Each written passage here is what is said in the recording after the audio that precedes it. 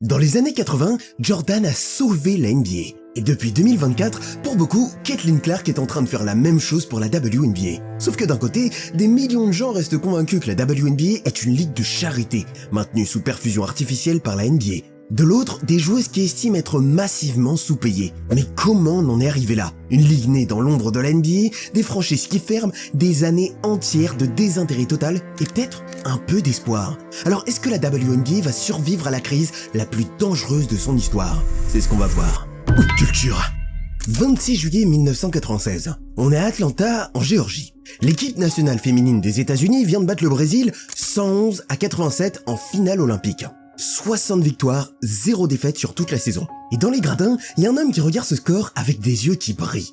David Stern, le commissaire de la NBA depuis 1984. L'homme qui a transformé une ligue au bord de la faillite dans les années 70 en empire mondial à 10 milliards de dollars. Et ce soir à Atlanta, il voit quelque chose que tout le monde voit, mais que lui seul est en position d'exploiter. Des millions d'Américains sont en train de tomber amoureux du basket féminin. Et il n'existe aucune ligue professionnelle viable aux États-Unis pour canaliser cet enthousiasme. 2 mois plus tard, le 24 avril 1996, le conseil d'administration de la NBA vote unanimement la création de la Women's National Basketball Association. La décision est un mouvement réactif, un peu opportuniste, et ça va tout conditionner pour les 30 années qui suivent.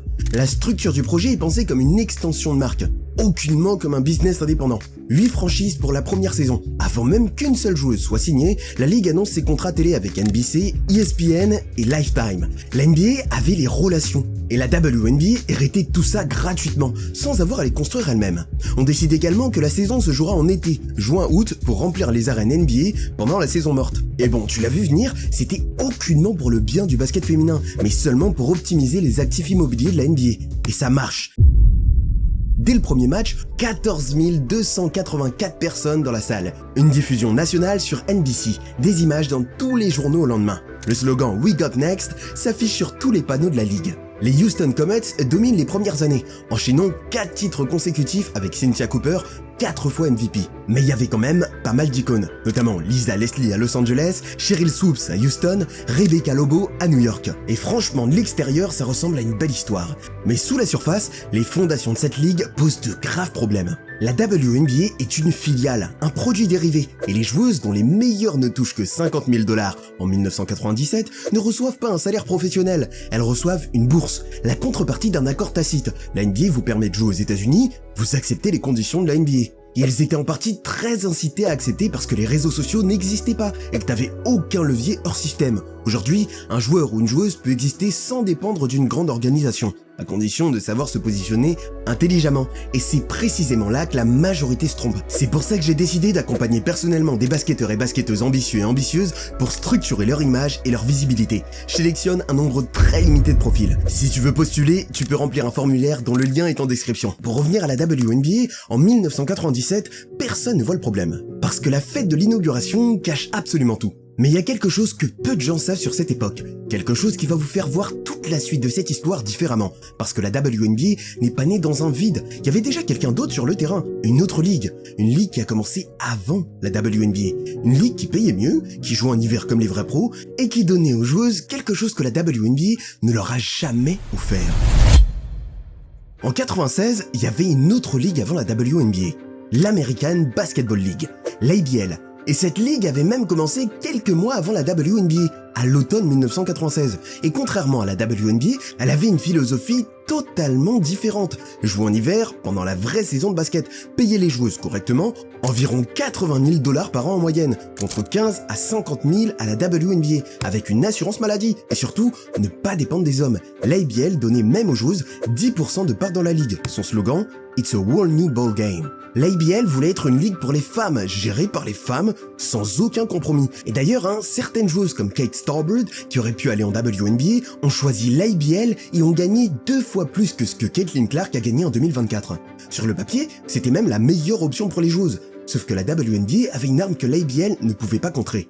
Les stars. En octobre 1996, alors que l'ABL venait tout juste de lancer sa première saison, la WNBA annonce qu'elle a signé 2 des visages les plus connus du basket féminin américain, Cheryl Swoops et Rebecca Lobo. Lisa Leslie les rejoint peu après. 3 médaillées d'or olympiques de 1996 et en plus les 3 joueuses autour desquelles toute la campagne marketing We Got Next était construite. et c'était fini. Pas besoin de tirer sur l'IBL, il suffisait de prendre ses étoiles. Quand ces trois-là ont choisi la WNBA, elles ont signé l'arrêt de mort de la concurrence. L'IBL avait signé 8 des 12 joueuses olympiques. Elle avait plus de talent, mais elle n'avait pas NBC, elle n'avait pas ESPN, elle n'avait pas les arènes NBA et leur machine marketing rodée depuis des décennies. Quand les joueuses racontaient qu'elles jouaient en IBL, on leur répondait d'aller travailler dur pour un jour jouer en WNBA. Les gens savaient même pas que l'IBL existait. Et comme tu t'en doutes, en décembre 1998, après à peine 2 saisons et demie, l'IBL dépose le bilan.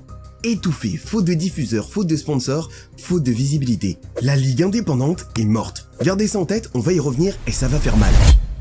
La WNBA se retrouve en monopole. Et les premières années, ça ressemble à un succès. Les salles sont relativement remplies, il y a un vrai buzz autour du projet. Mais dès le début des années 2000, la réalité économique commence à rattraper la ligue. Les audiences TV chutent, les sponsors se font rares et surtout, les propriétaires qui espéraient rentabiliser leur franchise commencent à faire leur compte et les chiffres ne sont pas du tout bons. La WNBA perd de l'argent chaque année et pas un peu, en moyenne plus de 10 millions de dollars par saison sur la majeure partie de son existence. Le résultat, c'est une série de fermetures qui vont secouer la ligue pendant presque une décennie. En 2002, 2 équipes fondatrices disparaissent, le Miami Soul et le Portland Fire. Faute de repreneurs. En 2003, c'est les Cleveland Rockers, l'une des 8 franchises originales, qui ferment leurs portes après que leur propriétaire décide tout simplement d'arrêter les frais. En 2006, c'est le Charlotte Sting qui s'éteint. Puis en 2008, le coup de grâce symbolique, les Houston Comets, l'équipe la plus titrée de l'histoire de la ligue, les 4 fois championnes, disparaissent elles aussi. La NBA reprend la franchise en urgence. Elle cherche des repreneurs, n'en trouve aucun,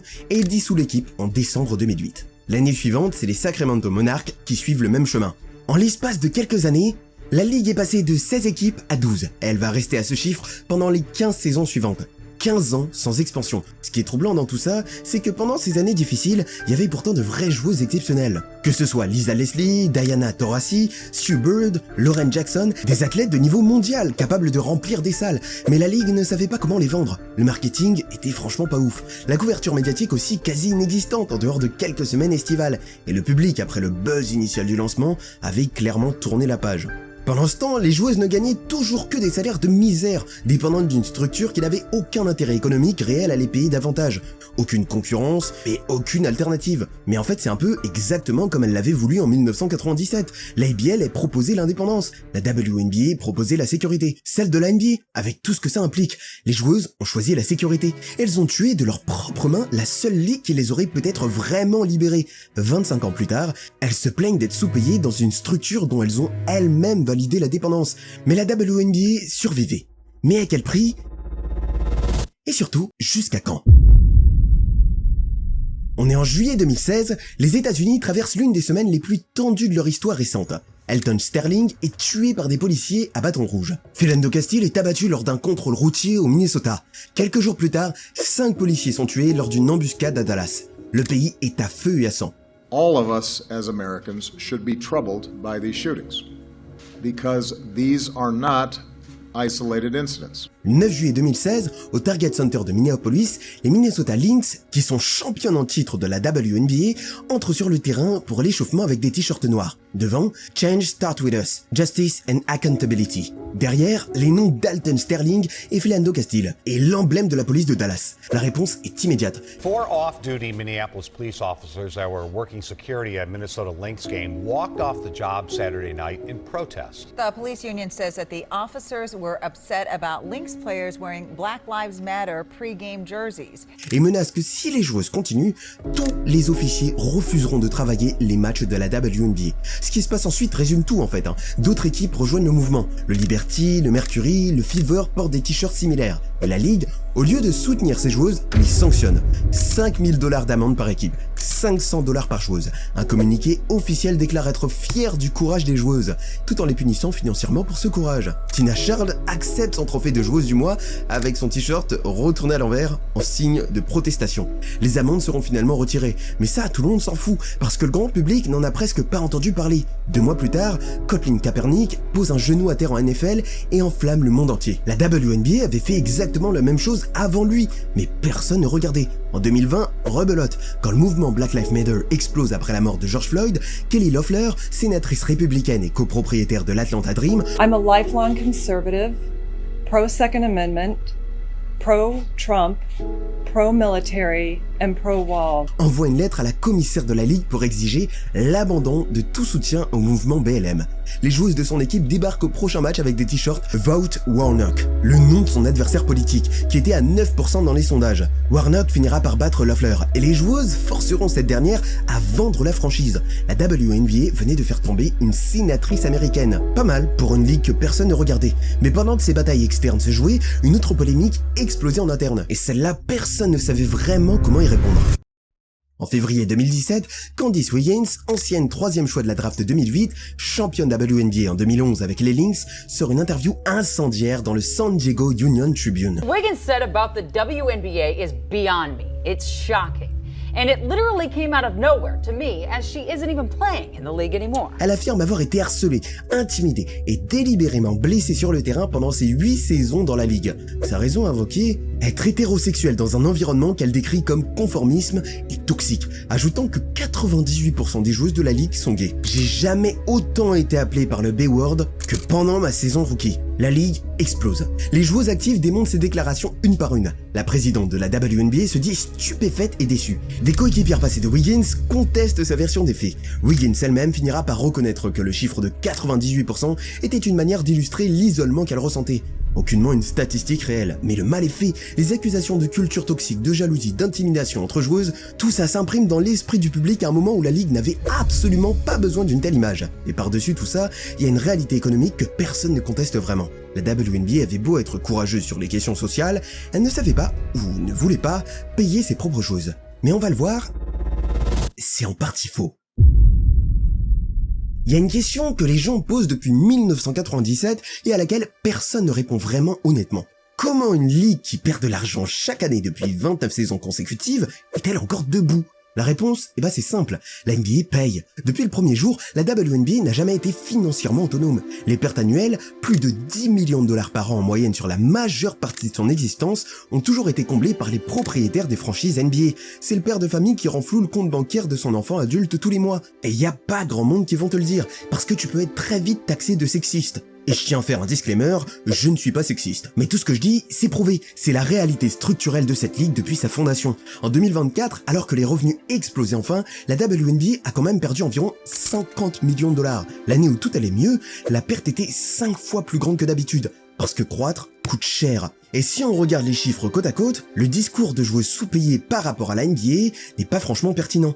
La NBA génère plus de 10 milliards de dollars de revenus par an. Elle reverse environ 50% de ses revenus à ses joueurs. Ok, résultat, salaire moyen en NBA, environ 9,6 millions de dollars. Le minimum pour un rookie, plus d'1 million de dollars. Stephen Curry, 59 millions sur la saison 2025-2026. De l'autre côté, la WNBA. Revenu attendu autour du milliard de dollars cette saison, un record absolu. Salaire moyen des joueuses, 120 000 dollars. Salaire maximum, 242 000 dollars. Salaire minimum d'une rookie, à peine 56 000 dollars. Les joueuses ne reçoivent que 9,3% des revenus totaux.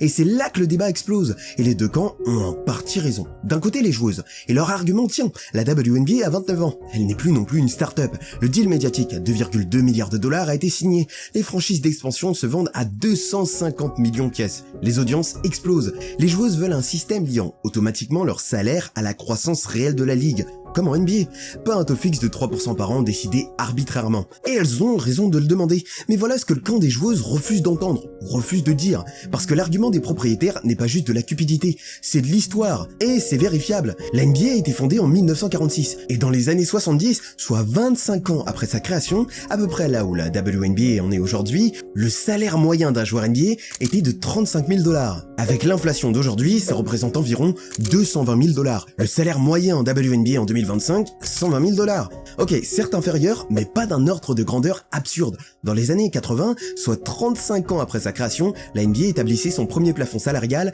à 3,6 millions de dollars par équipe pour 12 joueurs, soit en moyenne 300 000 dollars par joueur. C'est seulement dans les années 90, 40 ans après sa fondation, que le salaire moyen NBA a franchi le million de dollars. 40 ans. Et la ligue était déficitaire pendant une grande partie de cette période. En 83, la NBA était au bord du gouffre. As a result of a 1976 court decision, NBA players now have unrestricted free agency. A player like Scott Wedman, who sits on the Celtic bench, earns $700,000 a year. The owners claim that the league's 23 teams lost a combined total of $39 million last year. The Players Association puts the loss at only $15 million. C'est seulement le deal télévisé de 84 avec CBS, 50 millions de dollars sur 3 ans, qui a changé la donne. Et c'est seulement à partir de là, avec les Finals Jordan Bird sur écran national, que l'argent a vraiment commencé à affluer. La WNBA a 28 ans, et la ligue leur propose un salaire moyen de 530 000 dollars dans le nouveau CBA. C'est plus que 4 fois le salaire moyen actuel. C'est plus que ce que la NBA payait à ses joueurs à un stade comparable de son développement, même en corrigeant l'inflation. La proposition n'est peut-être pas parfaite, mais elle n'est pas non plus indécente. Mais en fait, le vrai problème, c'est pas les chiffres, c'est la confiance. Ou plutôt, en fait, l'absence totale de confiance entre les deux camps. Quand une ligue distribue 70 à 85% de ses revenus en salaire trop tôt dans son développement, sans stabilité financière, les franchises tombent. On l'a vu plusieurs fois. Alors ouais, les joueuses sont sous-payées par rapport à ce qu'elles méritent. Et simultanément, les joueuses vont peut-être un peu trop vite, en exigeant des conditions que la ligue n'est structurellement pas encore en mesure de garantir sur le long terme. Les deux choses sont vraies en même temps, et c'est précisément pour ça que personne ne s'entend. Mais il y avait une joueuse qu'on a considérée comme la sauveuse. Mais malheureusement, les joueuses et la ligue, par jalousie ou par incompréhension, lui mettent des bâtons dans les roues. Dès la première saison de Caitlin Clark, les salles affichent sold out. Les audiences télé pour les matchs WNBA bondissent de 170% sur ESPN. 21 matchs sur 24 impliquant les Indiana Fever dépassent le million de téléspectateurs. Des chiffres que la ligue n'avait jamais vus en 27 ans d'existence. Une étude académique estime que Caitlin Clark est directement responsable de 60% de la hausse d'affluence dans l'ensemble de la ligue. Pas seulement chez les Fever, partout.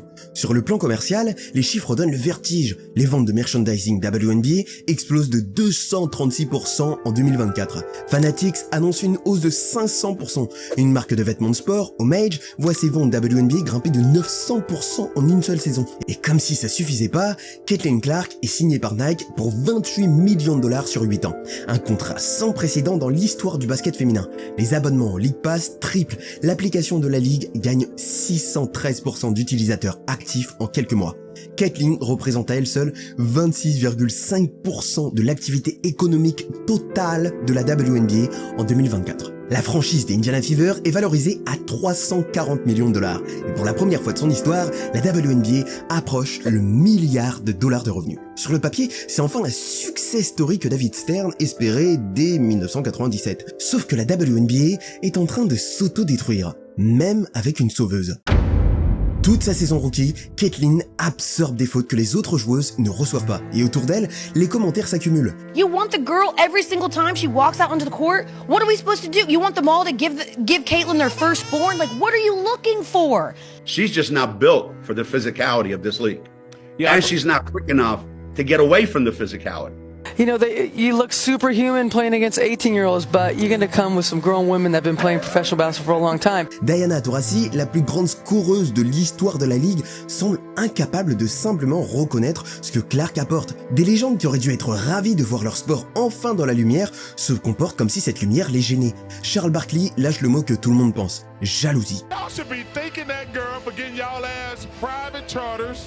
All the money and visibility she bring into the WNBA. Don't be petty like dudes. Stephen A. Smith parle d'ingratitude. LeBron James lui-même va devoir monter au créneau pour défendre Caitlin. Caitlin Clark is the reason why a lot of great things is going to happen for the WNBA. And we have grown-ass men and women out here doing whatever they can to try to make sure that does not happen. Et c'est ça le paradoxe le plus absurde de l'histoire de la WNBA. La ligue a enfin sa Jordan, et au lieu de se mettre derrière elle, une partie de la ligue essaie de la faire tomber. Et c'est dans ce contexte explosif, une ligue au sommet de sa popularité, mais déchirée de l'intérieur, qu'arrive la crise la plus grave de toute son histoire. En octobre 2024, le syndicat des joueuses active sa clause de sortie anticipée de la convention collective, forçant son expiration dès le 31 octobre 2025. Les mois qui suivent ressemblent à une guerre froide de plus en plus chaude. Les deux parties négocient, étendent la deadline une première fois, puis une deuxième. Le 9 janvier 2026 passe sans accord. Le syndicat des joueuses accuse la ligue de mettre en péril présent et avenir des joueuses. La ligue répond qu'elle veut s'assurer que la propriété des équipes reste économiquement viable. Deux visions incompatibles du même problème.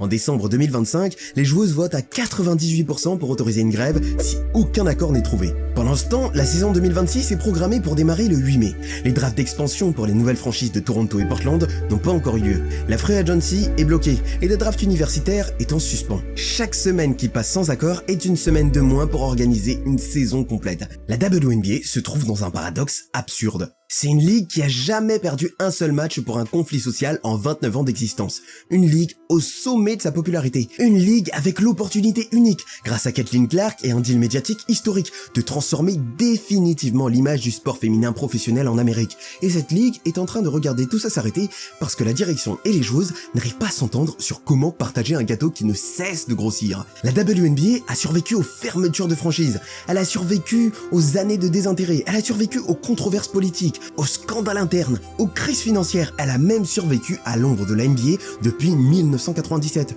Mais la question qu'on se pose tous en ce moment, c'est est-ce qu'elle va survivre à elle-même? Je vous laisse donner votre avis en commentaire. T'as le formulaire pour postuler à l'accompagnement. Clique sur cette vidéo si tu veux voir si le joueur universitaire le plus grand va jouer en NBA.